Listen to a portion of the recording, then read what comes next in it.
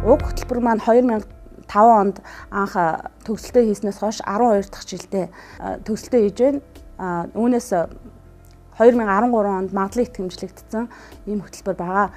Манай хөтөлбөр маань судалгааны базын хувьд судалгаа шинжилгээний 3 лаборатори, сургалтын 5 лабораторитой, агшлах бүрэлдэхүүний хувьд бол 63% нь докторийн зэрэг хамгаалсан ийм бүрэлдэхүүнтэй байгаа.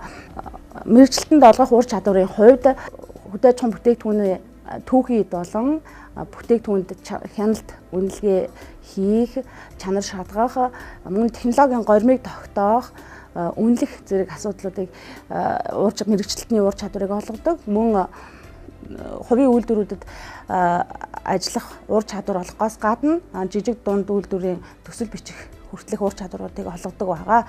Манай мэргэжилтэнгууд маань 7 орны 10 гаруй их сургуулиудтай хамтын ажиллагаатай ажилладаг. Үүнд болохоор зэрэг бакалавр болон магистрийн түвшинд сургууль судалгаа, эрдэм шинжилгээний ажлыг хамтран гүйцэтгэж байна.